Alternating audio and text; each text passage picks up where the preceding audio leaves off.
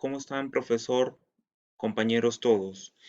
El día de hoy vamos a hacer la exposición para nuestro examen final del curso de Mineralogía y Petrología, cuyo docente es el profesor Rafael Napoleón Ocas Boñón. Los integrantes del grupo somos Jorge Luis Artiaga Olano, Luis Miguel Chávez Quispe, Eric Niken Adriansen, Augusto Javier Rodríguez Amaya, Wilmer Teobaldo Mendoza Quirós y Juan Washington Ingachuki. El tema que vamos a tocar el día de hoy es el uso del diagrama QAPF para la clasificación de las rocas ígneas y extrusivas. ¿En qué consiste este diagrama QAFP? Podemos decir que es un doble diagrama terniario, el cual es utilizado para clasificar a las rocas ígneas según la composición mineralógica que contiene.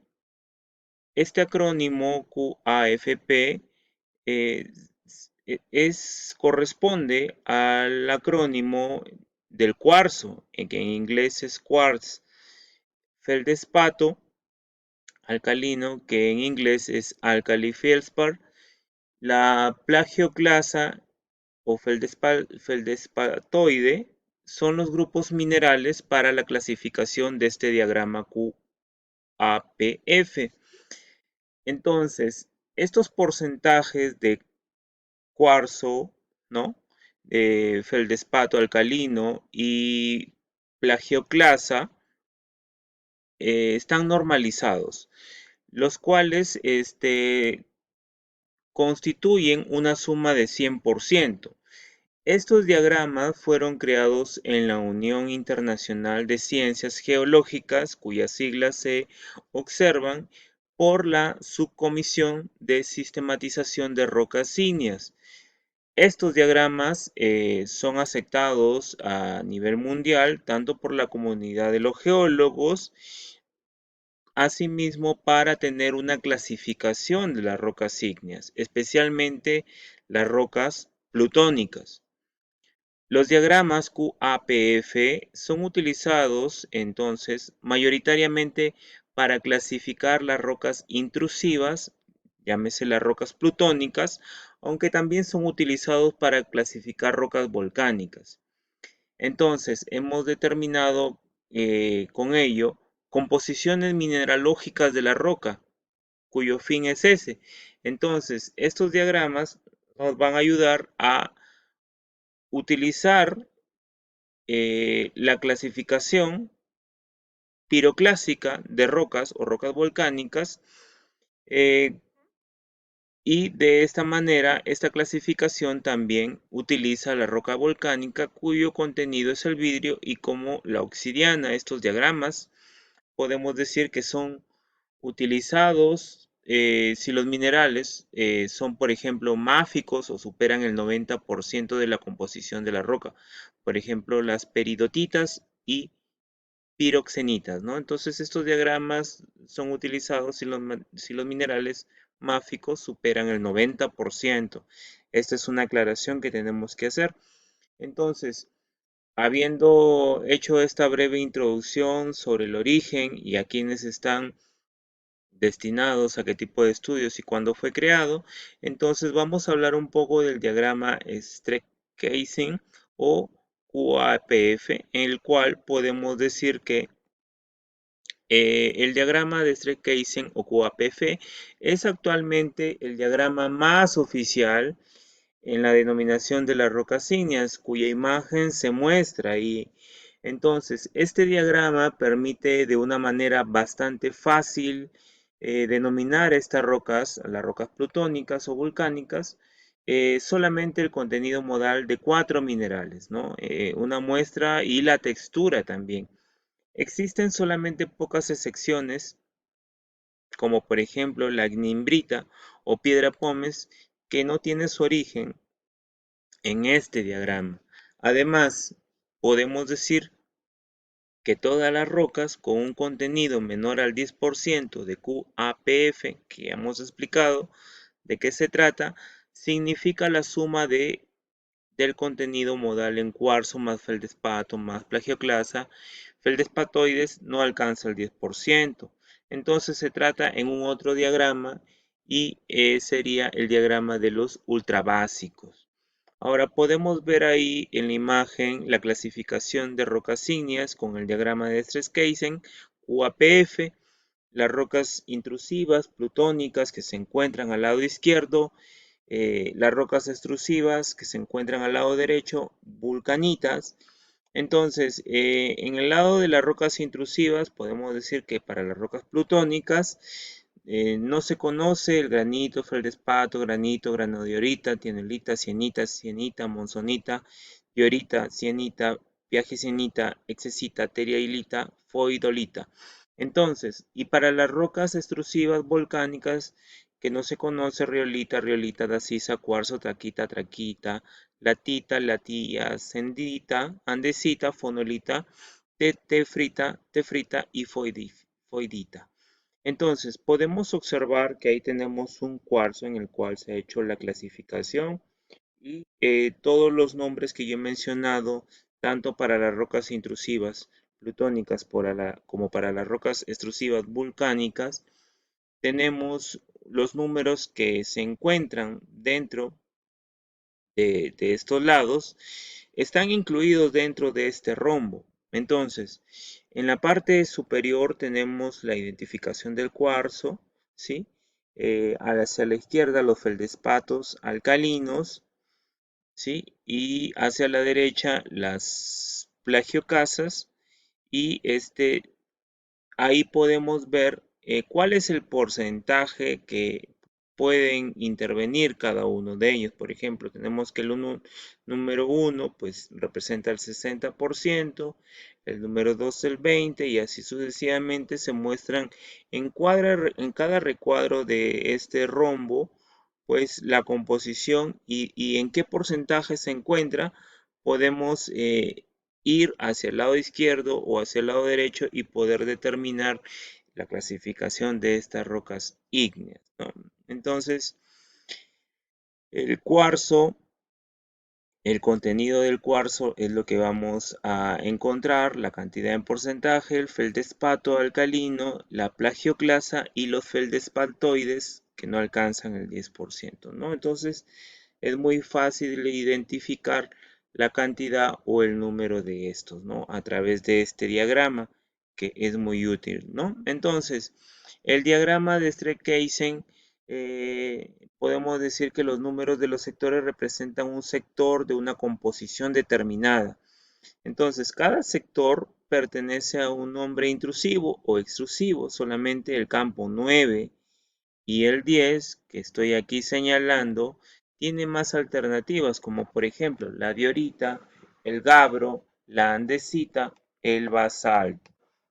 Entonces, ahí podemos un poco encontrar esta clasificación, ¿no? De las rocas.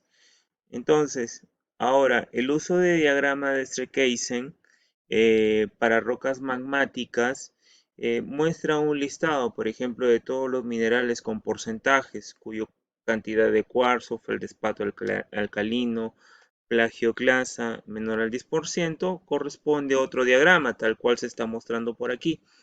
Entonces, del listado de todos los minerales, cuando el cuarzo, el feldespato, el alcalino y la plagioclasa son mayor al 10%, entonces hay una recalculación del porcentaje a base de cuarzo, feldespatos, alcalinos, plagioclasa, igual al 100%. Entonces, la proyección de tres líneas en el triángulo resultado, un punto, nos dan otros campos, verifica la roca intrusiva o volcánica, ¿no? Y entonces nos dan el nombre correspondiente. Ahora, esta verificación de roca intrusiva volcánica nos da un campo de 10 a 9 y hay que diferenciar entre el basalto, entre la andesita y la diorita, ¿no? Entonces, los cuatro parámetros que se indican de cuarzo, feldespato, alcalino y plagioclasa del triángulo de doble de Stress-Keisen son un ejemplo para el cálculo para encontrar el punto del triángulo, ¿no? Entonces, por ejemplo, aquí tenemos un diagrama de Strekheisen, acá hay un ejemplo. Aquí tenemos el cuarzo, los feldespatoides, ¿ya? Y podemos encontrar la cantidad o el porcentaje de estos en pequeños triángulos, tanto hacia la izquierda, hacia en la parte inferior, para los feldespatoides y para las plagioclasas, y así podemos encontrar a través de una intersección el punto de esa cantidad mineralógica, ¿no? Entonces, el contenido total de la muestra nos da que existe un 33.2%, por ejemplo. Aquí tenemos 30 al 10% de plagioclasa y cuarzo. En el caso de la plagioclasa nos da un 49.8 y en el caso del cuarzo nos da un 16.6, ¿sí? Y para los feldespatoides nos da un 20% y obtenemos 33.2%, ¿no? El 16.6% de cuarzo, ¿no? Entonces, eso de ahí nos da, por ejemplo, un total, toda esta suma de contenido total de la muestra nos da un 100%. Aquí el porcentaje y multiplicado por el factor de 1.66 también nos da un factor, una suma de porcentaje de 100%. El factor de multiplicación igual a 1.66 es igual a 60 por x igual a 100, lo cual nos da 1.66. ¿Sí? Entonces, ahí tenemos un ejemplo, ¿sí? Cómo se hace esta clasificación para encontrarlo, ¿no? Ahora, el 1, que es el cuarzo, y otros minerales de silicio, el A, que es el feldespato alcalino, el feldespato de potasio, incluido pertita, arbita, con menos del 5%, el P, que es la plagioclasa, los feldespatoides y los porcentajes de volumen de los componentes de A, P, Q o F se determinan contando los componentes, ¿no?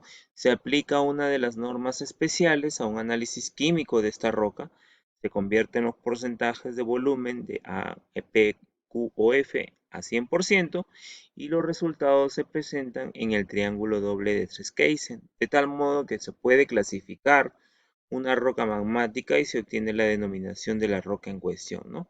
Esa es la gran interrogante, ¿no? Entonces, esto de aquí podemos ver aquí en el ejemplo cómo nos ayuda mucho esto, ¿no? Entonces, el contenido total de la muestra de estos minerales, la plagioclasa, cuarzo y feldespatoides, pues nos da la clasificación que nosotros queremos encontrar, ¿no? Y la denominación de la roca en cuestión. Entonces, este diagrama de Strekheisen es un sistema de clasificación de rocas ígneas que actualmente ya hemos mencionado se usa a nivel mundial. Fue auspiciado, ya hemos dicho, por la Comisión Petrológica de Rocas Ígneas de la Unión Internacional de Ciencias Geológicas, cuya clasificación modal, ya lo hemos dicho, ¿no? Es una clasificación cuantitativa y cualitativa, ¿no? Clasificaciones químicas, total, de álcali, silica, normas, también discriminadores geoquímicos relacionados a la tendencia evolutiva y ambiente geodinámico de las rocas volcánicas, ¿no? Entonces, por aquí tenemos un acrónimo, ¿cómo podemos hacer esta clasificación, ¿no? La roca, si la textura es granulada, la roca es, ¿no? Características texturales, esto interviene necesariamente en la mineralogía. ¿Cuál es el nombre de la roca? Sí, pero aquí tenemos la clasificación. Y esto lo logramos, pues, a través de este ejemplo, ¿no? Del diagrama de Strekheisen. Ahora, para el caso de las rocas plutónicas, tenemos algo muy similar, ¿no? Entonces ahí existe también el contenido de máficos inferior al 90%. Los campos también están identificados como 1, 2, 3, 4, 5, 6, etcétera, etcétera, hasta el número 15. Y para utilizar este sistema de clasificación se debe recalcular los contenidos modales. Y de manera que la suma debe ser siempre igual también a 100% en forma independiente para cada triángulo, ¿no? Entonces, aquí se puede ver a continuación también un ejemplo del diagrama de Strekheisen. Hay un ejemplo también en el cual pues también se puede encontrar el tipo de roca, ¿no? En función a la cantidad de cuarzos, feldespaltoides y plagioclasas, ¿no? Que es lo que es más importante. Algo que también debemos considerar es el índice de color, ¿no? El color es muy característico y es algo que nos da por ahí la idea de qué podemos estar hablando. Entonces, el índice de color de una roca ígnea se define como la sumatoria de los porcentajes en volumen de los minerales máficos, de los opacos y de los accesorios. Se excluyen del índice de color a la muscovita, a la apatita y a los carbonatos y a otros minerales accesorios.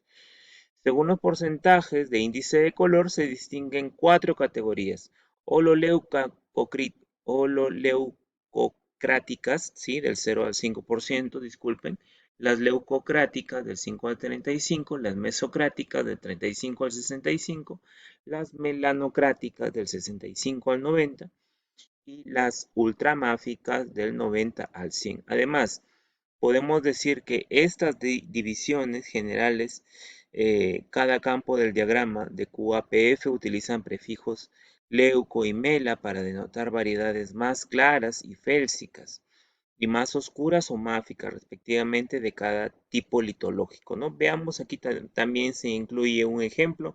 Tenemos un granito tipo 1, ¿sí? Visualmente vemos que con respecto al granito tipo 2 pues existe una coloración distinta, ¿no es cierto? Entonces tenemos dos granitos con modas mineralógicas distintas, pero que se plotean exactamente en el mismo punto dentro del QAPF. Entonces, ¿cómo se diferencian, no? Entonces tenemos un total, tanto para el granito 1, la cantidad de Q, de A, de P y de BT, o de PF, ¿no? Entonces, tenemos aquí esta suma total, nos da el 100%, de igual manera para el granito 2 también nos da el 100%.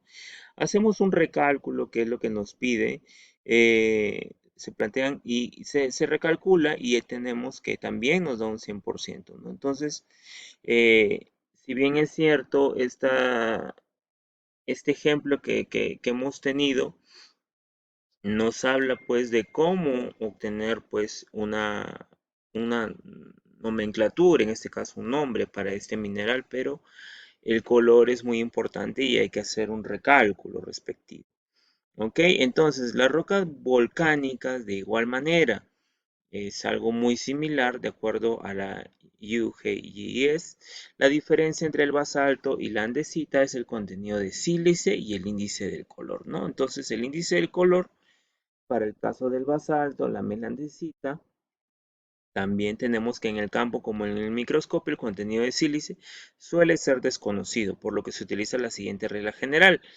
Por ejemplo, para el basalto, la pasta fanítica escasamente porfírica, más cálcicas tabulares no sonados, mofitos, y la andesita, pasta fanítica más fenos, tenemos una coloración intermedia, cuadrados sonados. ¿Y qué problemas podríamos llegar a tener al usar la clasificación QAPF con las rocas volcánicas? El vidrio volcánico, por ejemplo, y las pastas muy frías.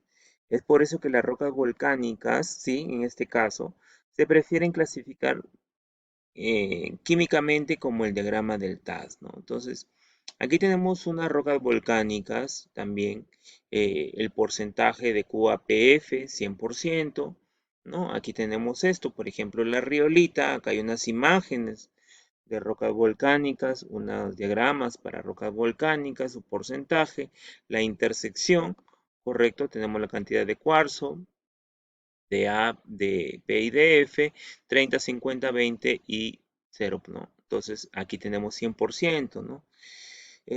Roca extrusiva traquita, también aquí tenemos otro ejemplo y dónde se ha ubicado también, ¿no? La composición de QAPF, ¿no?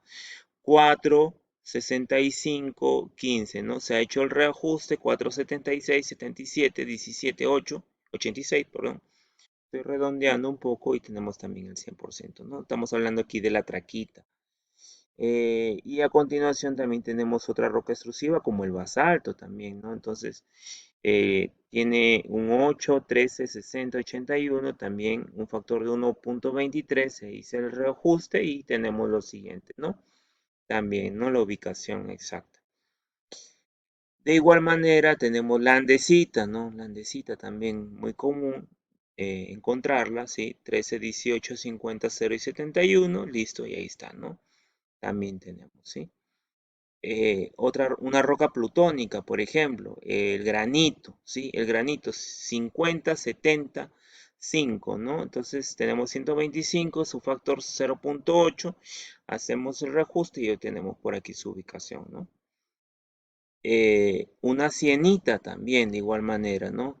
Factor de reajuste 1,02 y tenemos ahí el 100%, ¿no? Y la diorita que también tiene una composición de un de cuarzo 1, de A3 y de 50, P y de F0, ¿no?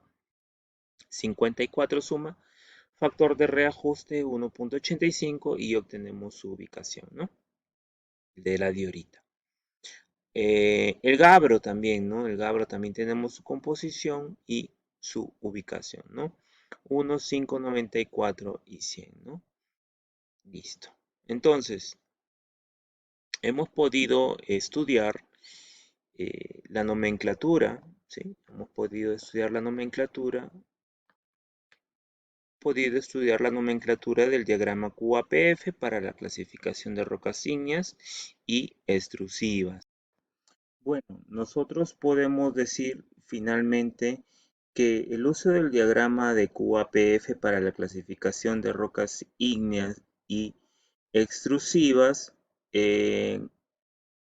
consiste principalmente en identificar cuáles son los diferentes tipos de rocas que podemos tener, ¿no? Rocas ígneas, ¿no? Mediante un análisis de composición, ¿correcto? Mineralógica de las rocas utilizando el diagrama de QAPF.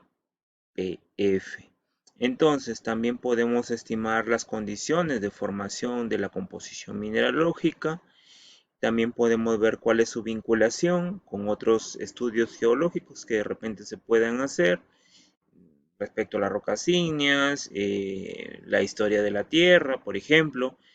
Hay aplicaciones que no se ha mencionado, pero sí la clasificación de las rocas ígneas mediante el diagrama QAPF es de gran importancia en la industria. Por ejemplo, en la industria minera, que es nuestro ámbito de estudio, y permite determinar la calidad y las propiedades de las rocas, ¿no? Como su resistencia, su durabilidad, lo que es crucial pues para la extracción de recursos naturales y por ahí hacer algunas construcciones importantes dentro de nuestra labor minera.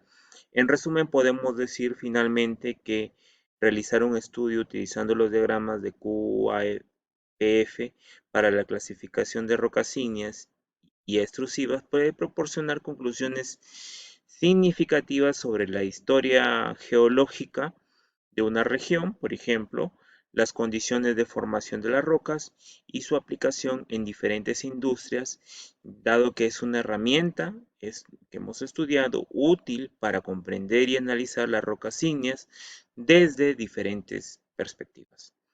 Eso sería todo de nuestra parte, profesor Rafael.